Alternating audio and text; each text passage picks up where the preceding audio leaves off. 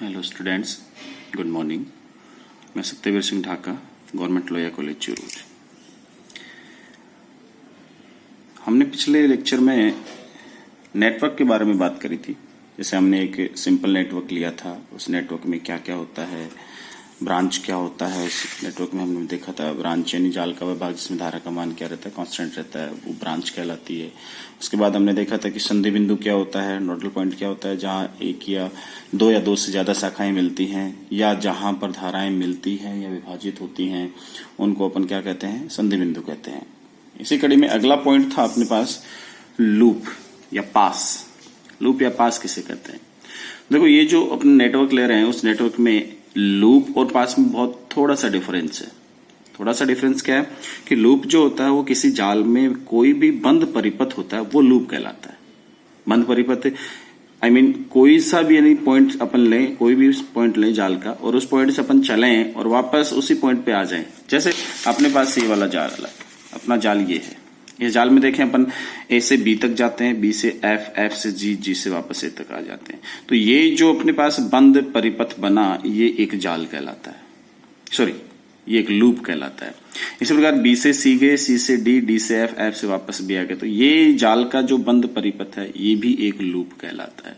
ऐसे हम ये भी जा सकते हैं जैसे ए से बी, बी से सी, सी से डी, डी से एफ, एफ से जी और जी से ए, ये भी एक लूप कहलाता है। इसका मतलब जो जाल अपने पास होता है उस जाल का इस जाल का कोई भी जो बंद परिपथ है, कोई भी बंद परिपथ वो लूप कहलाता है।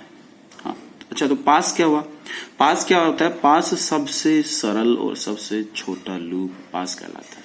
सबसे सरल सबसे छोटा का मतलब क्या हुआ कि जो अपन लूप ले रहे हैं उस लूप के और कोई लूप न बन सके, वो अपने पास पास कहलाएगा। जैसे अपन कह रहे हैं कि अपने पास ए से बी, बी से एफ, एफ से जी, जी से ए गए, तो इससे छोटा और कोई बंद परिपथ नहीं है यहाँ पे, इसका कोई दूसरा हिस्सा नहीं बन सकता।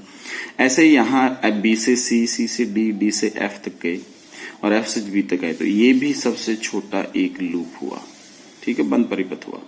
हाँ, इसमें देखो ए से बी से सी, सी से डी, एफ, जी और फिर ए तक आते हैं, तो इसके दो लूप बन जाते हैं, एक तो ये, एक ये। इसका ये सबसे छोटा नहीं है, इसका और आगे लूप बन सकता है, इसलिए ये पास नहीं है। ये पहला और दूसरा ये दोनों पास हैं, तो इसका मतलब क्या हुआ? A B F G A ये एक पास है, B C D F B ये एक पास है, A B C D F G A ये पास नहीं है। हालांकि तीनों लूप हैं, ये लूप जरूर तीनों है, बंद परिपथ है, वो लूप जरूर कहलाता है, लेकिन पास नहीं होता। इसलिए ए बी एफ जी ए वो लूप है, B C D F B वो भी लूप है, और दोनों ही पास भी हो सकते हैं, ठीक है, क्योंकि छोटे हैं, इनसे छोटा उनका और कोई दूसरा पार्ट लूप नहीं है। A B C D F G और फिर वापस से ए, ये एक लूप है, लेकिन पास नहीं, लेकिन पास नहीं है, ठीक है।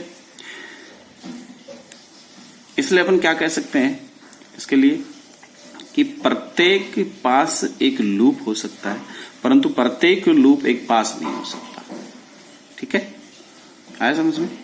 इसके बाद अपन चलते हैं नेक्स्ट डेफिनेशन पे, रेखी प्रतिबाधा, लीनियर इंपेडेंस जो अपने पास रहती है उस पे अपन चलते हैं।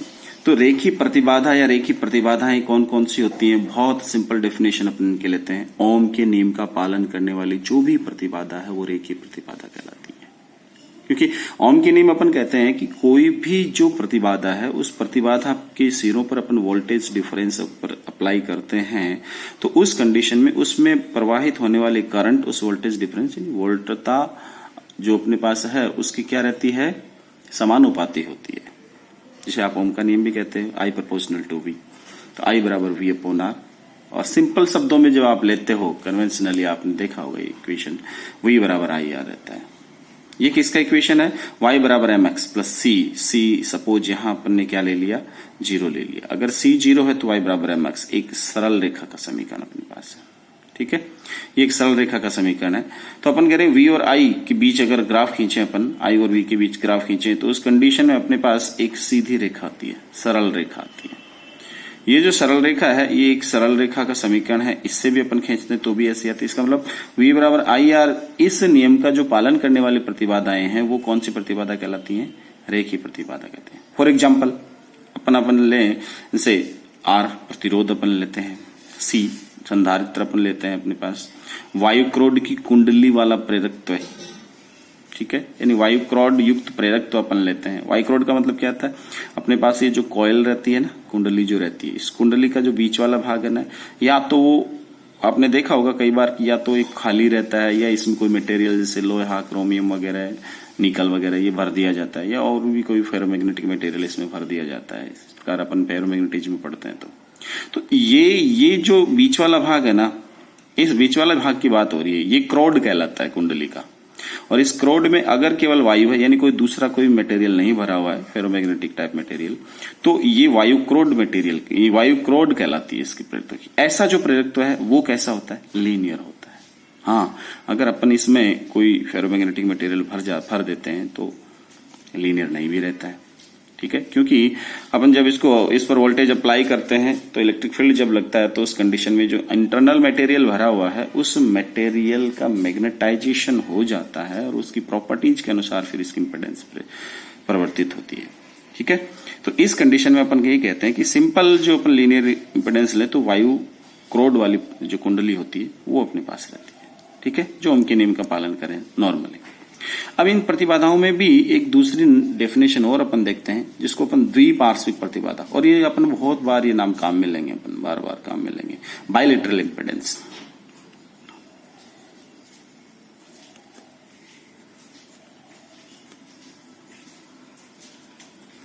बायलेटरल इंपेडेंस यानी अपन कह रहे हैं कि बायलेटरल इंपेडेंस क्या है कि यदि किसी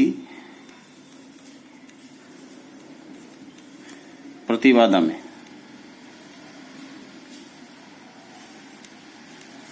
धारा की दिशा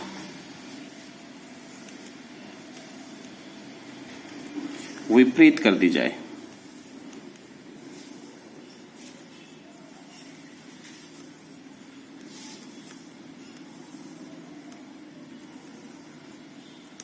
या उलट दी जाए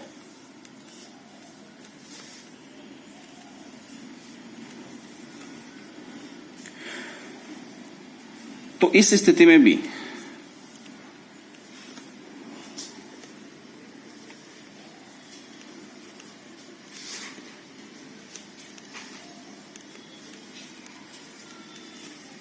प्रतिबाधा का मान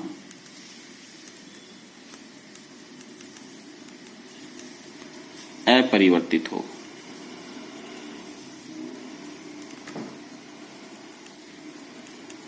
तो इसे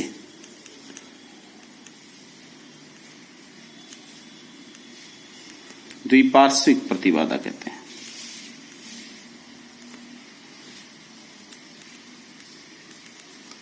आई बात समझ?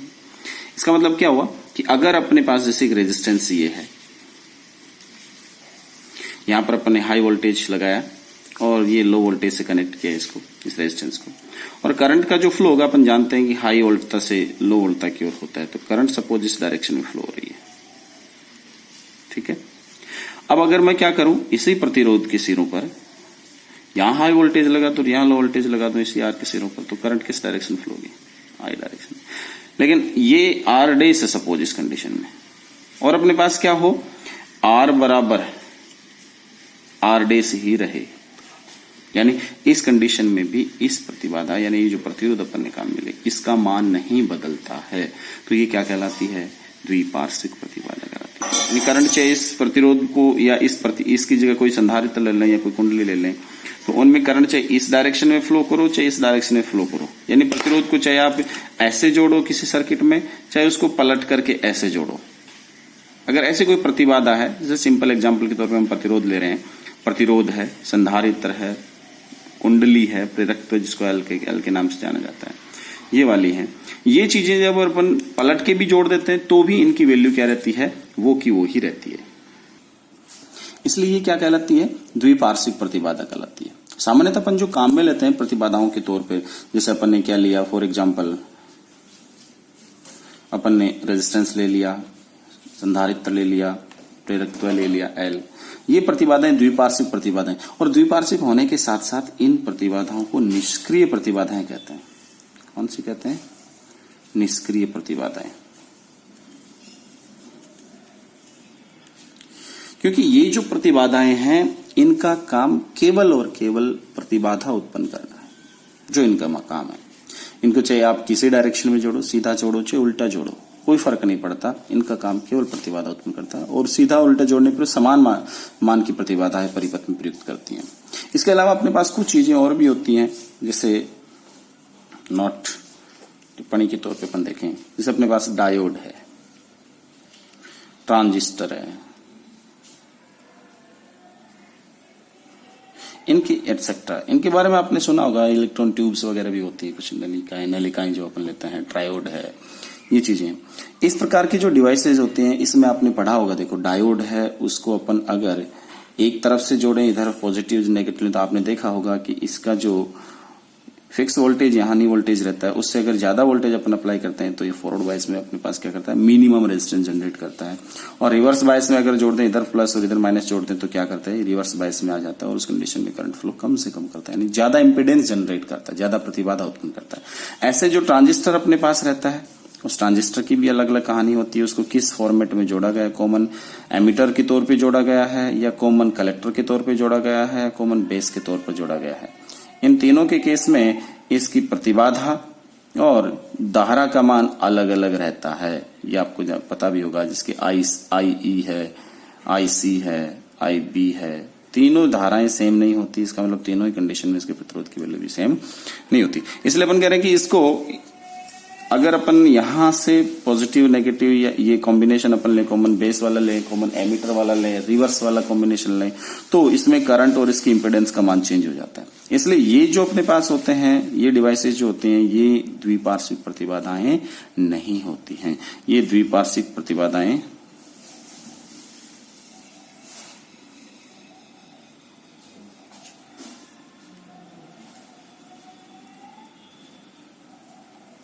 और ना ही ये लीनियर होती हैं, ये ओम के नियम का भी पालन नहीं करती हैं।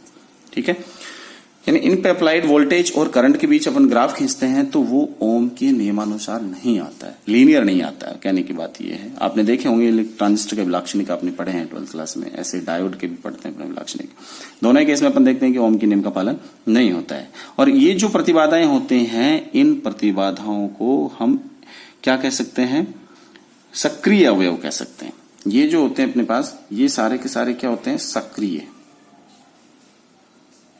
एक्टिव प्रतिबाधाएं होती हैं, सक्रिय प्रतिबाधाएं होती हैं। क्यों सक्रिय कैसे होती हैं, ये एम्प्लीफिकेशन कर सकते हैं। अगर आप यहां अप्लाई करते हो कुछ करंट, तो करंट का भी एम्प्लीफिकेशन कर सकते हैं। वोल्टेज एम्प्लीफिकेशन में होता है इसके अलग कॉन्फ़िगरेशन में। ऐसे ही ये वाली जो डायोड वाली कंडीशंस हैं, ये भी अपने पास काम में लेते हैं कि एक साइड में करंट जाने दे रही है, दूसरी साइड में नहीं जाने दे रही है। ये अपने पास रेक्टिफिकेशन में काम आता है, यानी दिष्टकारी के रूप में प्रयुक्त किया जा सकता है डायोड को। तो दिष्टकरण करना, दिष्टकारी की सहायता से यहाँ अपने पास एम्प्लीफिकेशन करना, ये सारे के सारे जो काम करने वाले होते हैं, ये वाली जो अपने पास प्रतिबाधाएं होती हैं, सक्रिय प्रतिबाधाएं होती हैं। यानी ये भी सर्किट में अपना कुछ न कुछ तो प्रतिबाधा के अलावा भी योगदान देती है। इस प्रकार की प्रतिबाधाएं क्या कहलाती हैं, अपने पास सक्रिय प्रतिबाधाएं कहलाती है। ये था अपने पास नेटवर्क का सिंपल सा एक इंट्रोडक्शन और उससे संबंधित कुछ डेफिनेशंस। अब अपन पढ़ेंगे किरचॉफ के नियम। नया नेटवर्क जो अपन ने देख लिया, इन प्रतिबाधाओं को, सबको, ऊर्जा स्रोतों को, धाराओं और वोल्टता स्रोतों का अगर अपने एक निश्चित वे में जोड़ते हैं किसी परिपथ में, तो वो अपने पास एक नेटवर्क बनता है। उस नेटवर्क को सॉल्व करने का जो सबसे सिंपलेस्ट तरीका है वो किरचॉफ ने दिया था, और उसी के नाम से जाना जाता है किरचॉफ के नियम।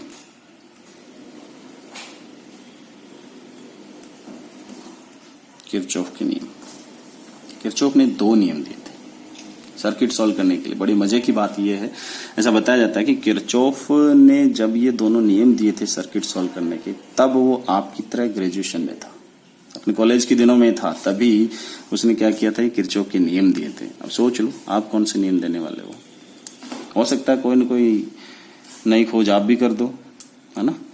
इसलिए अपन पढ़ते हैं अपन किरचॉफ के नियम। किरचॉफ ने क्या किया था, सर्किट एनालिसिस के लिए 2 नियम दिए थे। पहला जो नियम था वो किरचॉफ का प्रथम नियम भी कहलाता है, जिसको धारा का नियम भी कहते हैं। धारा का नियम या संधि का नियम, जिसको किरचॉफ का नियम कहते हैं, प्रथम नियम कहते हैं। दूसरा जो अपने पास था वो वोल्टता का नियम, वोल्टता का नियम या लूप का नियम, ये था। ठीक है, बहुत सिंपल नियम है, बहुत ही सिंपल है दोनों के दोनों नियम। और पहला जो नियम था अपने पास, पहला धारा का नियम, दूसरा कौन सा, लूप का नियम। जो पहला नियम था वो पहला नियम धारा का नियम, बहुत सिंपल शब्दों में अपन लें तो धारा का नियम क्या था किरचॉफ का, कि परिपथ की किसी भी बिंदु पर अंदर आने वाली धाराएं तथा बाहर जाने वाली धाराएं दोनों का बीजगणितीय योग क्या रहता है, शून्य रहता है। तो किरचॉफ का पहले नियम के अनुसार क्या होता है, परिपथ की किसी भी संधि पर, इसलिए इसको संधि का नियम भी कहते हैं, इसीलिए इसको संधि का नियम कहते हैं कि किसी भी परिपथ में संधि पर अप्लाई करना होता है, यानी किसी भी संधि पर परिपथ की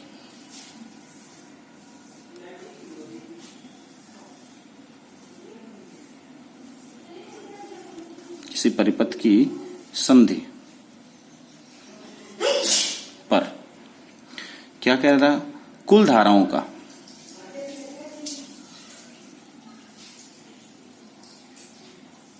कुल धाराओं यानी आने वाली प्लस संधि से जाने वाली का बीजगणितीय योग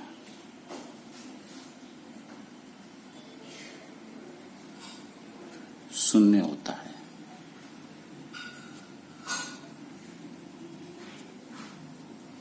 ठीक है, इसी प्रकार से दूसरा नियम क्या दिया है, दूसरा नियम वोल्टता का नियम,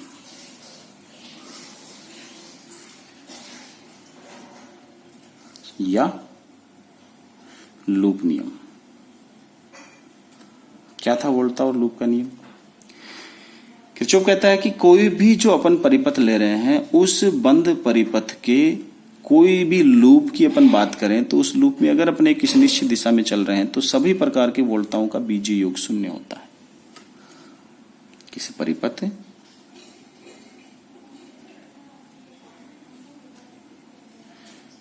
में किसी बंद लूप या किसी लूप,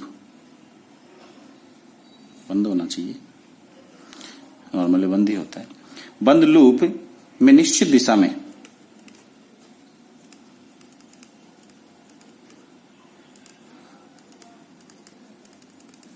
चलने पर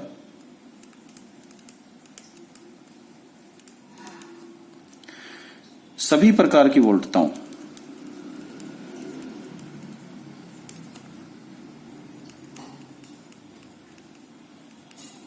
सभी प्रकार की वोल्टताओं से क्या मतलब है, अगर अपन ने कुछ बैटरी लगा रखी है तो उनका विद्युत वाहक बल प्लस अगर अपन ने क्या लगा रखा, प्रतिरोध लगा रखा है तो उस पर वोल्टता पतन होगा। ठीक है, तो वोल्टता पतन एटसेट्रा सभी प्रकार की वोल्टताएं का बीजगणितीय योग, सिंपल एडिशन जो होता है, बीजगणितीय योग शून्य होता है। ठीक है, ये किसका नियम था, किरचॉफ का दूसरा नियम था, वोल्टता का नियम। अब इसमें अपन खास बात क्या देखें, अपने पास जो सर्किट था देखो इसमें इसी सर्किट की बात करते हैं। तो किरचॉफ का पहला नियम क्या कहता है कि किसी भी संधि पर, जैसे अपने पास संधि ये है, ये वाली संधि है, संधि बिंदु बी पर, तो उपयुक्त जो परिपथ है, फॉर एग्जाम्पल उपयुक्त परिपथ में जो अपने पास संधि बिंदु बी पर, संधि बी पर, संधि बी पर क्या है, सभी प्रकार की धाराओं का योग क्या रहता है अपने पास, जीरो रहता है, बीजगणितीय योग जीरो रहता है। तो अपन कह रहे हैं कि ये जो I2 है, यहां इस संधि पर देखो I2 है, I3 है और आ रही है यहां पर कितनी I, तो सभी धाराओं का बीजगणितीय शून्य होता है। अब खास बात क्या लेनी थी, इसमें एक चीज देखना था कि किरचॉफ का जो नियम है उसमें जो धाराएं हैं संधि बिंदु पर उनका एडिशन करते टाइम एक चीज और ध्यान रखनी है अपन को कि उनका चिन्ह क्या रहेगा। तो अपन कह रहे हैं कि जो आने वाली धाराएं हैं उनको अपन धनात्मक लेते हैं पॉजिटिव चिन्ह के साथ, और जाने वाले जो धाराएं हैं उनको किस चिन्ह के साथ लेते हैं, ऋणात्मक चिन्ह के साथ लेते हैं। तो संधि बिंदु बी पर कौन सी धारा आ रही है, आई आ रही है, आई 2 और आई 3 जा रही है। तो अपन कहते हैं कि इस कंडीशन में आई धनात्मक होगी, आई 2 जो है वो ऋणात्मक होगी, और आई 3 वो कैसी होगी, ऋणात्मक, और इन सब का योग क्या होगा, 0। यानी अपने पास क्या आ गया, आई बराबर I2 प्लस I3। तो आने वाली धाराएं बराबर क्या हो गया, ये जाने वाली धारा है, आने वाली आई है, जाने वाली धारा। ठीक है। अब इसमें एक खास बात देखो, धारा जो होती है वो आप जानते हो कि आई किसके कारण फ्लो होती है, आई बराबर dq अपॉन dt के कारण। सिंपल सी बात है, आवेश के प्रवाह की दर क्या कहलाती है, धारा कहलाती है। यानी आवेश जितना प्रवाहित हो जाता है किसी स्थान से एकांक समय में, वो धारा का मान देता है।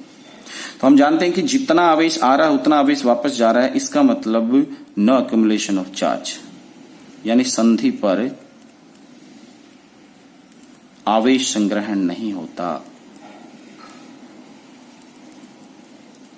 संग्रहण, इसको अपन क्या कहते हैं, इकट्ठा नहीं होता। इसका मतलब ये हुआ कि जितना आ रहा है उतना ही जा रहा है, जितना आवेश आ रहा है एकांक समय में उतना एकांक समय में जा रहा है अलग अलग शाखाओं में। इसका मतलब आवेश संग्रहण नहीं होता। ठीक है। उसी प्रकार संधि पर अपने पास आवेश संग्रहण नहीं होता है, इसका मतलब ये नियम किस पर आधारित है, आवेश संरक्षण के सिद्धांत का पालन करता है।